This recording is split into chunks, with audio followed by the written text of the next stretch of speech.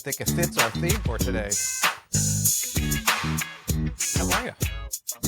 Welcome to the big show. Thanks for coming back. Or if you're here for the first time, thanks for stopping by.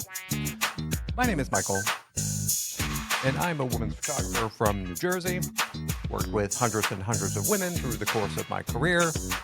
And we do a little show here each week because finding a woman's photographer is not simple. You would think it was something that would be simple, but it's difficult. And we want women to have a great experience and walk away with photos they enjoy for years and years and years. So we're here each and every week answering some questions, chatting about what you need to do to stay safe and find a good photographer. Because you deserve it. And there's so many mishaps. Like a landmine, minefield. I always talk about it, I always get that mixed up for some reason. It's like a minefield out there. People think it's simple, but it's not so simple. So we're here to get you the information you need to make smart choices on your photographer. So how's that? How's that for an introduction? You know, it's getting close to Valentine's Day. Hard to believe again. I didn't do anything this year for Valentine's Day. I don't know why. Some years I'll do some little mini sessions for Valentine's, and I don't know. I just forgot about it this year or just didn't do it. Don't really have a Valentine's theme show planned, so maybe this show kind of covers that area a little bit. So we're going to get into our topic today in a moment, but you could be listening to this right around Valentine's Day. So happy Valentine's Day for everybody out there who is tuning in. I actually don't have anything super exciting to report on my personal level this week, working on a few new OnlyFans projects. And I don't think that's interesting when I get people contacting me in spurts about that. So I was chatting with two different women just looking to get started, start their accounts, which is way more work and way more complicated than people may initially think. And want to talk about how our show is like so relevant. And one of these women who reached out to me was going through a really bad experience with a photographer she initially hired to do some work for her, where this person was not giving her any of the photos. Like, oh yeah, we'll get to it. Oh yeah, I'm going to get to it. Oh yeah, I'm going to get to it. And this is like going through weeks and weeks and weeks and weeks. And this poor person just wanted the photos, and it's nothing but a runaround. And so it goes to show you, like I said, it's a minefield out there. I don't think this person was like a boudoir photographer, but still, like I said, what we talk about here pretty much covers the entire gamut of all photographers. So it takes a lot of work, a little, to get in, ask a lot of questions, and there's a lot of not necessarily shady operators out there, but it's more or less people who just are not so on the ball. They're not looking necessarily always to do harm. They're just not good. They're not good cooks.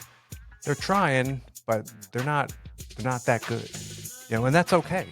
Not everybody is great at everything. So getting into a few women this week about their OnlyFans stuff. That was really my only exciting. Chatted with another woman last night, interested in coming in, and she was telling me again, she just went through, I guess, like a very dramatic weight loss, it sounds like, and she wanted to celebrate her goal by coming in. So those are always some of my favorite sessions to do. Love doing that. So I'm looking forward to working with that person. Nothing scheduled yet. We're just talking a little bit last night. She's still working out the details and checking things out. I think it was, again, going to be a surprise. She wasn't sure if she was going to talk to anybody about it. It's like one of those wait and see things. So I'm like, cool. We'll keep it on the down low. And if you haven't looked at, talking about red flags, last week's episode, when you're done listening to this, jump back one episode. We had a real good show about red flags and what are some red flags to look out for when working with a boudoir photographer. And like I said, it's just so common. I bumped into that again this week, where a woman who I was talking to was having some trouble with another photographer. So please go back. Very important information, and listen to these shows that talk about a lot of questions you should really be asking any photographer. Don't rely on anything that's on their website. It's your job to get in there, and you really have to drill them and ask a lot of questions. And because they're not going to volunteer a lot of this information. So go back, give that episode a listen. Today's show, maybe a little bit more lighthearted. We're going to be talking about props. And, we're going to be chatting about, boudoir props. Like I said, it's been around for a while, but I thought maybe we'd keep this fun, kind of Valentine. Oh, I don't know what this has to do with Valentine's Day, but nevertheless. And this week, our question is, can we talk about some sexy Valentine's boudoir props? Hence my outfit. I'm all propped out. Props. So we're going to be chatting again today about some boudoir props. We'll get into that like a little bit, as I can't read my notes because these glasses are not prescription, so everything looks super blurry to me. So I'm sure I'm going to miss a whole bunch of stuff on this, but we're talking about props, so I got to roll with this.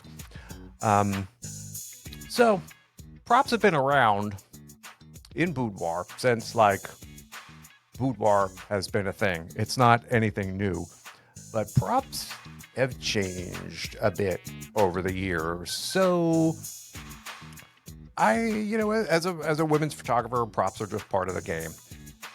Whether you bring it up or not, women are going to come in with things, and then as a photographer, it's your job to incorporate them into this woman's session in a way that sort of becomes integral with the photos and looks cute and looks nice. And was always kind of interesting to me, because you never know what someone's going to come walking through that door with. Some of the things that women haul in over the years, it's always like, how am I going to do this? So we're going to get into that a little bit today. And,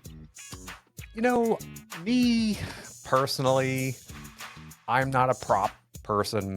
Like I said, I'm okay with just the person, just the woman that comes in to work. I don't, I was never one to supply thing where I would feel that would be necessary, but I get it.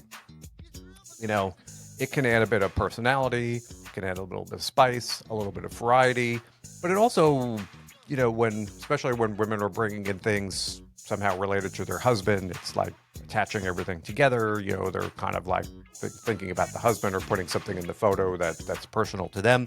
So I get it. It's a way to tie in, personal interests or inside jokes or something like that into the session. So I get it. I'm okay with it, and props kind of are all over the place too. Back when boudoir first started, it was the sexy prop, the handcuff was probably the number one prop that people would always bring in. They'd be like, oh my God, it's handcuffs. And then now you don't even bat an eye. I'm like, when someone brings in a handcuff, I'm like, woo, that's easy for me. So, but props have been around in boudoir, like I said, since boudoir has first started, and you'll see props going anywhere between sexy props to cheesy props and everything in between. There are sports props. I've had women bringing in, props for their husband's athletic activities, golf and stuff like that. You get, of course, a lot of, what's the right word? It's not superhero. Maybe it is superhero, all these comic book action hero props. People will bring, I've had women bring in, I forget the name. I'm not big on superheroes, a big shield. Is there a superhero that has a big shield? And the thing was bigger than she was. It was metal. I remember weighed 30 pounds, this big metal kind of shield. I've had women come in, I think, with plenty of Star Wars props. I know I've had women come in with Batman and Robin, You know, you kind of lose track after a while of all the props and things that people bring in. And sometimes they give you a heads up. Sometimes they don't tell you. They just come in with these outfits, and you know, it's just part of the gig. So it's always fun when people come in and bring their props in and just trying to figure out how to incorporate that into the session. And then there are, like I said, props can fall into a couple of different categories.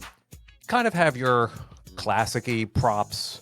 And as I noted, I'm not really a prop person. I'm not the kind of person, you come work with me, that I'm going to be dragging in all kinds of stuff and fans and stuff, like sticking it in your photos.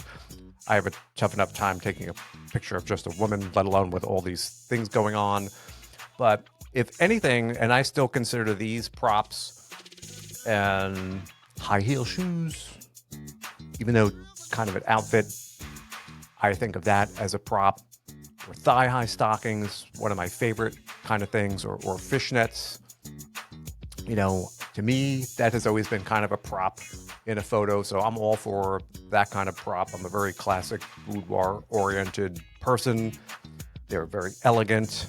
It's like a sensual thing with a stocking, pulling up a stocking and stuff like that.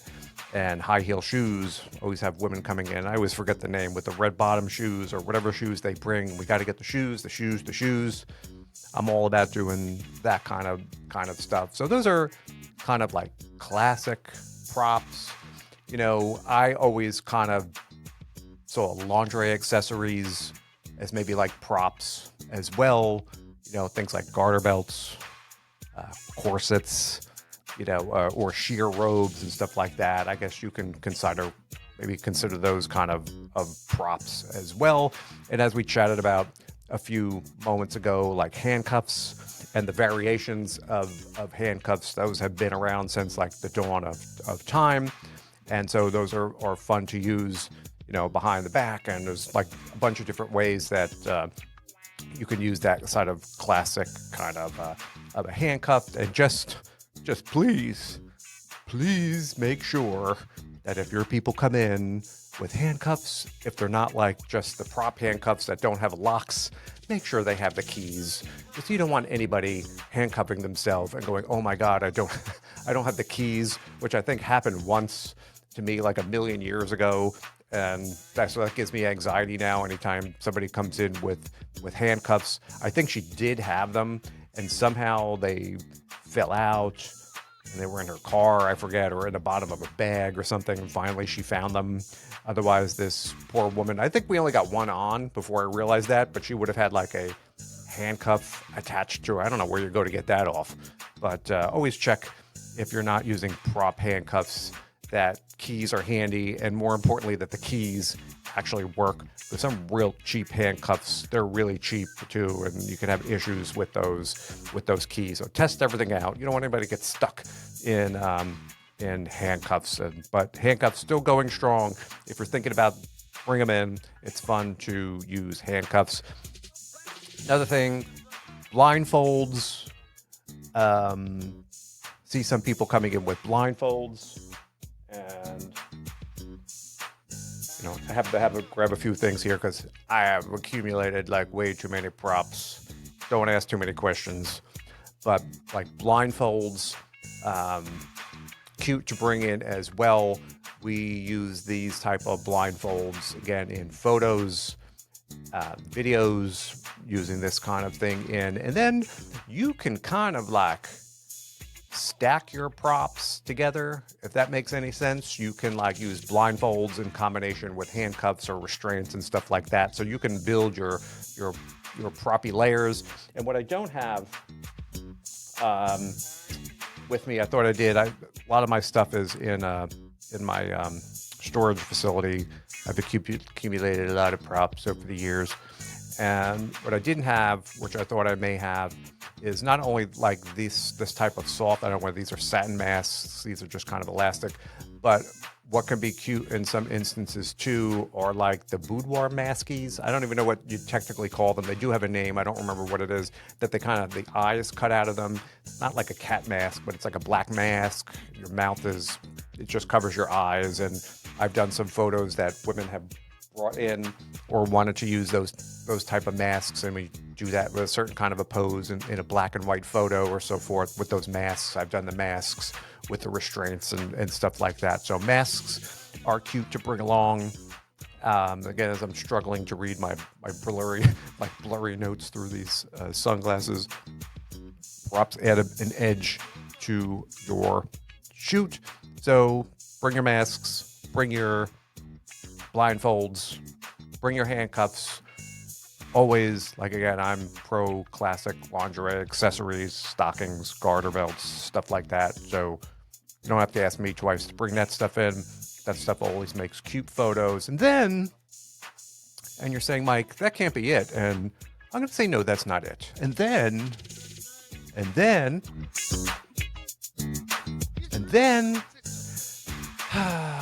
there was this kind of change. I'm going to say, time goes by so fast, maybe 8 years ago, maybe a bit longer, where let's just say women started to bring in another entirely different type of prop to their session. And yeah, we're going to be talking about that like a bit today too, because I think what happened was this whole rise in this adult type of prop that started showing up in people's sessions, if you know what I mean. Things that may be rechargeable or using batteries and stuff like that. And then some. So I saw this growth in like sort of adult props starting to come into the shoot. And what always was again like interesting to me when someone would bring something like that in, and maybe, you know, they probably weren't going to tell you, was it was always, okay, how do I make this look cute? How do I make this look integral into the picture? How do I make this look pretty? And so anytime something new sort of popped up, it was always a little bit of a challenge to me to try to make it like cutesy. And that's how I wanted it to appear in the photo. So that was like sort of fun for me. But you never know what these crazy women were going to bring in. And you would find your standard kind of adulty type props, like plenty of like whips. I don't know what you call those things with the little like riding crop type things. Again, and then what was popular, and one of those things I find that a lot of women don't have, but they wanted to put in their photos. So that's where people would bring this up to me, and I had to start creating this collection of stuff where like more and more, and I don't have anything here like that, but leather type restraints, like the actual big like buckles, you know, with like chains. So I have this small collection of, I guess they're leather restraints and a lot of chains, and there were ones for the arms and ones for the legs, and collars, I think, like that some women asked for. So some of these props start to get a bit more intense, and people were asking to be tied up like a bit more, or to do these type of photos that really weren't very boudoir-y, definitely skewing in a more kind of erotic kind of direction. So that was always an interesting challenge to me. Again, have to take this and incorporate it into photography. And then when you think you've seen it all, you know, it like jumps up another type of a level. So you think you've seen all these kind of restraints and stuff like that, people bring in more things. So if you're not like a handcuff type person, you know, there are, and again, I just happen to have these, it's hard to see here, but this was another whole kind of an example of what we got into. They're just kind of these fabric satin, they have like bows and stuff on them. I guess they're supposed to be a little bit kind of cuter, and not super serious. I think all these things kind of Velcro, but they make them for the arms and they make them for the legs and stuff like that. So people would coming in with not just handcuffs, but there would be other type of restraints that they'd want to be tied up in. So that was always fun and interesting again, and kind of an offshoot of that handcuff thing. And we would do a lot of photos, people kneeling with their arms behind their backs, or in some instances they want them tied up over them. And I'm not really a expert on all these types of tying up situations. So usually the woman that was there, I guess they were doing it, they knew exactly all these poses and situations they wanted to be in. So got this whole genre of like tie me up type gear. Some of it is a bit more like intense and I guess leathery. And the other side is kind of, I guess if you're into soft being tied up, like those satin type things are more Velcro, or it's not like, I guess, quite as intense. It's like a cuter kind of a tie-up. So tie-ups go in a couple of different extremes there. So the fabric restraints, I guess, are low-grade sort of leather restraints. So got everything covered on that base. Another prop that kind of proliferated at this time was like nipple clamps and nipple jewelry. There were a lot of women coming in, and it's weird that these things like pop up, and I don't know if it comes from like a movie or somewhere where they see something like this, but you'll see groups of unrelated women or people bringing in very similar things over a period of time.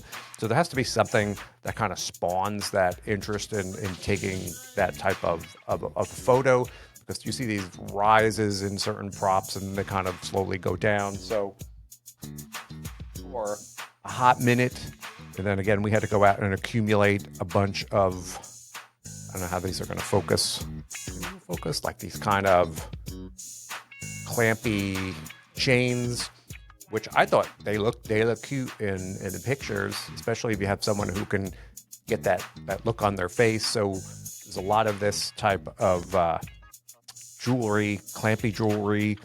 Don't really get into this as much as we did maybe 5 years or so ago, but I just realized this I have to cover because it in the pack. Who puts nude people on their packaging? It's not on the back, so I'll have to cover this when I turn around. So those kind of clamps were pop. And again, I'm not talking about every single person like walking through the door, or I'm not talking about this being part of like a regular routine for all women, but it was just this growing group that were bringing in more and more props, and the nature of things that kind of changed. So I'm gonna have to cover this, and then also she's naked. I don't know why they would put a naked woman on their box, but I don't want this to be like cut off of YouTube, so I'm going to cover this up.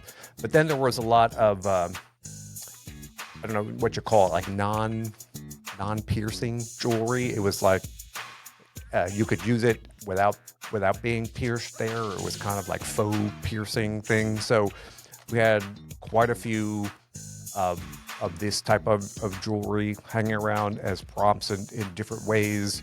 And that was like all the rage for a while, people coming in. And there was a lot of people, I think, like pierced nipples now are pretty darn common. It's kind of like tattoos. It's like all over the place. It's not really a surprise. But I guess there was people who didn't and wanted that kind of a look. And they would be interested in some like faux piercings. I don't even know what you call these things. You just call it body jewelry, but you find that kind of prop coming in for a while, using a lot of stuff like that in photos. And remember, there will be people like stacking these, so there may be people with the clamps and the ties, and you get what I'm going with this. So there could be levels to all of this. So that again is something like someone comes in, you're like, and you kind of just gotta roll with it. And then, just when you think you've seen it all, then we start to get into another whole area of adult props. And maybe I think I bring it on myself because, like I noted, I was always very kind of demure photos and cute photos and everything. It was about me, and I just had like plain and pretty photos. But then I'd have people coming in, and chatting about, oh, can we do something wilder? Oh, I want to do something wilder in my photos. And I've talked about this before, and I don't do it anymore, but I used to send out like feedback surveys after sessions that sometimes just hear, oh, I wanted to do something wilder. I'm like, wow, is this wild enough? But you're rolling around on a bed without any clothes on, but people wanted more. So you got to adapt. You got to, what your people want to do. And I was okay with it on that level. It didn't bother me, I just wanted to stick with cute boudoir, regular boudoir. I didn't think that stuff was necessary, but people wanted to do it. So I was like, fine, we'll figure it out. And so I started to put more, doesn't sound like proppy photos and stuff like on my website, because I really never had anything, so people were uncertain. So I started to add some of that material on there, which caused this like explosion of people bringing things in because I guess they see those pictures and it validates that, oh, it's cool, or this guy's all right with this, or we can have fun with this. And I guess there's this whole pent up demand. So women just loaded up their whole dresser nightstand drawers or wherever you're keeping your things and started bringing them into their boudoir shoots. So suddenly, 6 years ago, women started bringing in all of their adult props. We're talking like all kinds of vibrators and you name it started to make their appearance in the boudoir world. And halfway through a session, client would come in, is there any way we can use this in the photo? And I was like, And, so that era started to get a foothold. And for the most part, through this, it was purely just, implied kind of use of these items. I don't want to get my video knocked or anything. So, what I'm talking about. We used to see all kinds of versions of these coming into the studio, one after another, all shapes and sizes and functions, external versions, internal, you name it, internal and external versions. And these women were ready to roll and still tried to keep all this stuff, like I said, more implied. And then again, my thought was, how do we make this cute? How do we make this look kind of fun? But those vibes were in full force and still rolling to this day, where, you'll have this cute session going on and woman gets changed and she'll come back in. Here we go. Ready to do some photos with this? I'm like, yeah. And at this point, it's just yesterday's new, you've been through it like 8,000 times. It's not really a shock anymore, but it's interesting. And it always has been interesting to me. And I guess maybe it's kind of like the women feel so comfortable or expressing themselves in that way. But that's what's going on. It's what's going on in the houses of America. I hate to break the news to you. It's kind of an everyday thing, so why not add it into your boudoir photos? So it's wonderful that people feel comfortable to express themselves in that setting with me. So it just opened this whirlwind of props, like more and more adult props coming through the doors. And then I probably didn't mention this before, but another big prop that, see, people didn't bring this one. They were always asking about it first. So I had to go out, and I don't have these here, but like the spreader bars, that was like a new one to me. And so I had to do some research on that, and it was very expensive. They're like, in case you don't know, it has like cuffs that go on one ankle and then cuffs that go on the other ankle of the woman. And then in between is this bar.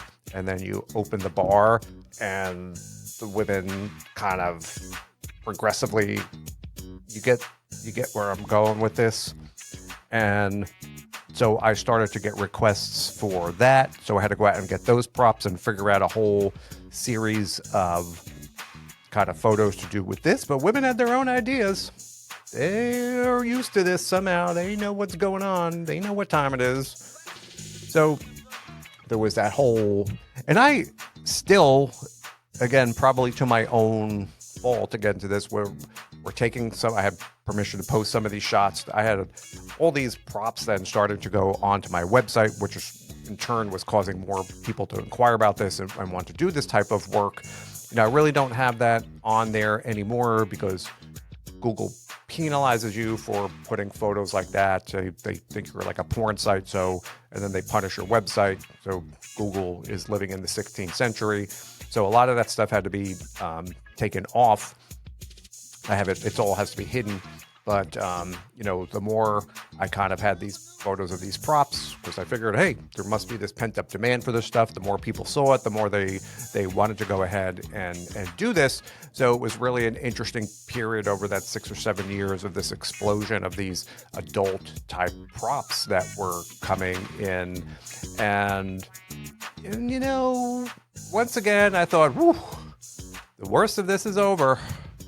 There can't be anything left out there. We've seen it all. We got the tie-up, we got the vibrator, we've done it all. Leg things, to me that's more of a medieval torture type thing, but you thought you said it all, and then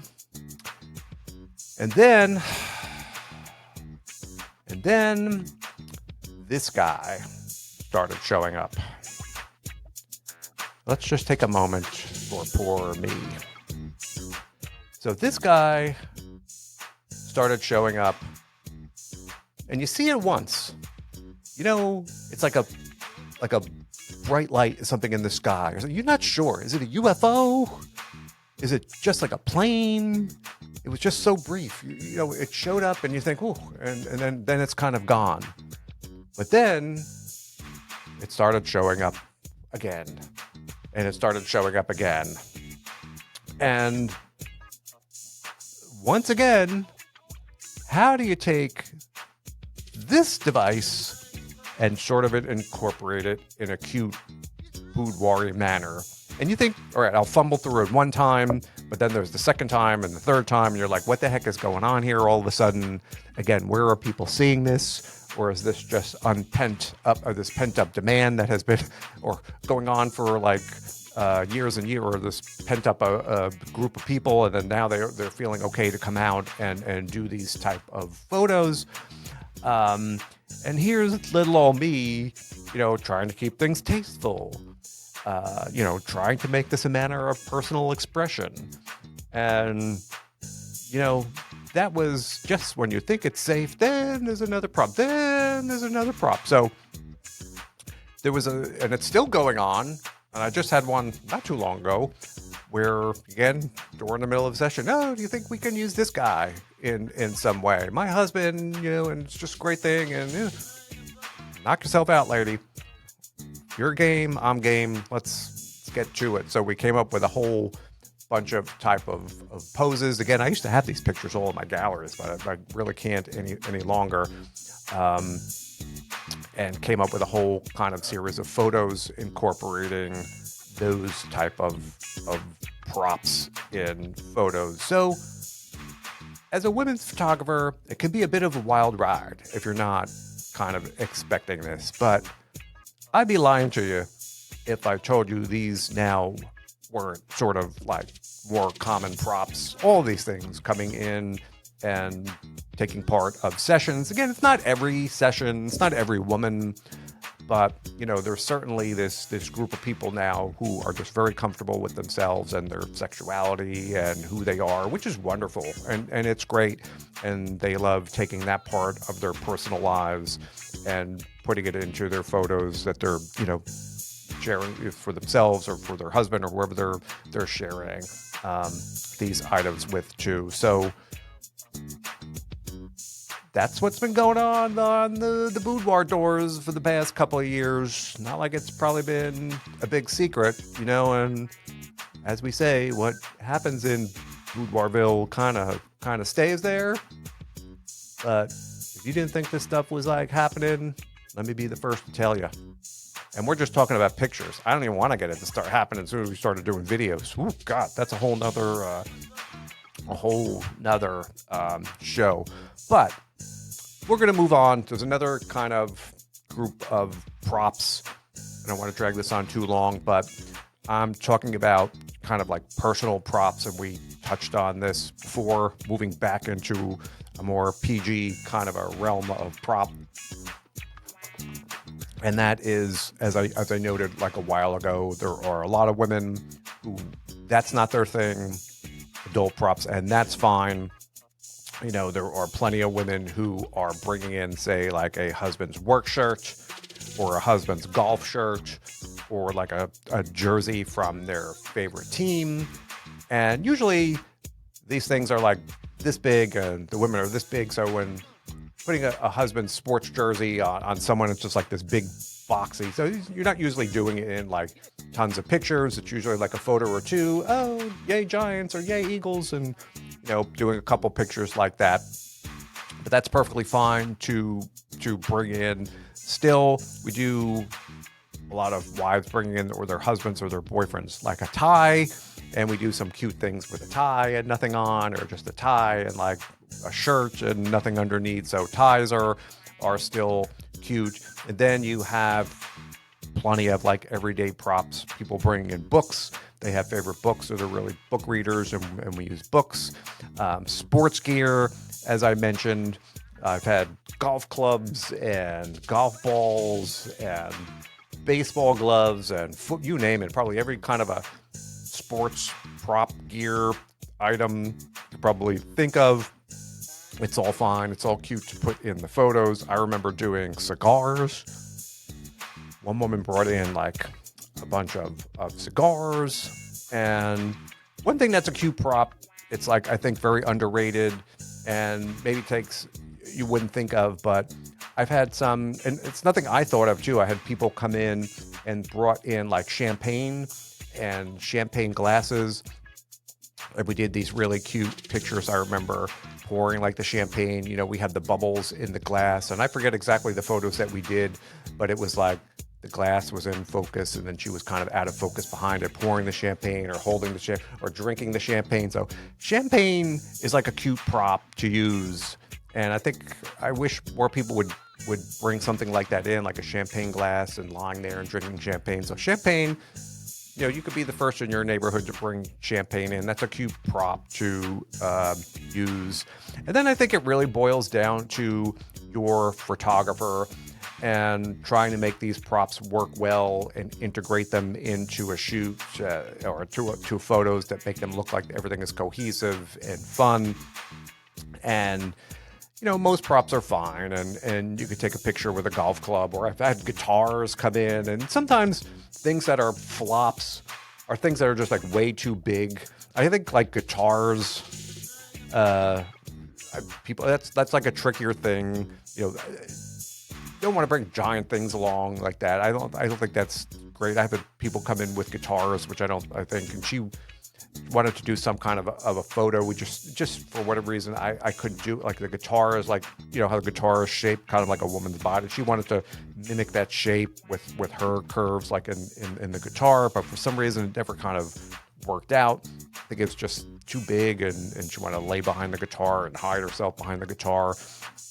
But for the most part, props are pretty much a go. There could be a few things that are trickier, like I said, that are big and unwieldy to bring along. And the one prop I don't want anybody bringing to me is like live creatures. That's definitely a fail. Do not bring your dog. Do not bring your cat.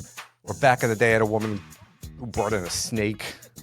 No, just don't bring creatures into your shoot. I mean, that's me, but I think that goes for most people.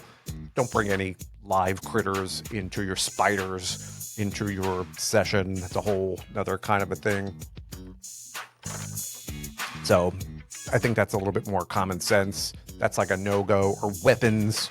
That's a no-go. Do not bring that along to your session to use as a prop. But pretty much anything else kind of goes. And then there's one prop too, before we get out of here, that I just want to take a minute to talk about that also popped up over this past 6 or 7 years that you definitely want to warn your photographer if you are planning on using the right word, but there has been this growth of the BFF prop. Like, Mike, what the hell are you talking about? Well, I'm talking about there's this growing group of women who bring a friend along, and then they want the friend to be the prop in like a bunch of their photos. Prop. So that is kind of maybe an unexpected type of a prop, your BFF. And again, not that I have anything wrong with BFFs coming in, but that's one of those things you just usually don't want to spring on somebody. You just want to definitely check in with the photographer if you plan on bringing someone along to use as a prop in your session to pose with, or you know what I mean, in your session, so they're just aware and can be ready for that kind of activity. So BFFs as props have been a thing over the past 6 or 7 years as well. Again, that goes into another whole show, so I'm just going to touch on that one lightly. Just give a heads up to your photographer. So as you can see on our sexy, not really Valentine's prop episode, that props can be fun, props can be cool, they can be traditional, they can be cute, they can be related to your husband and integrate him into the photo in some way, and they could be sexy, or they could be downright sexy. So props really are great because they can fill a whole range of sort of comfort levels for people, from the cute to the wild, everything kind of in between. So props are really a fun thing that you can bring in and sort of personalize your session. They enhance your shoot, and just want to bring things that are going to fit the vibe, I guess pun intended there, of what you want or the client wants. And in some cases, like I said, what happened to me is more and more people started asking for some of these things, but they didn't want to, or they didn't have them. So I started building these stocks of these common props, because someone would ask and I'd go out and buy like 4 or 5 of them, this, and I started accumulating all this stuff. And what would happen is women would come in, yeah, I really wanted to bring this certain adult prop along, but I wasn't sure if you would let me use it or not. And I'd like, and so I here, so I had my little prop area, and they was like, oh yeah, great, I'm glad you had something here. So sometimes your photographer may have an inventory of certain props. Always, again, have to check in with them.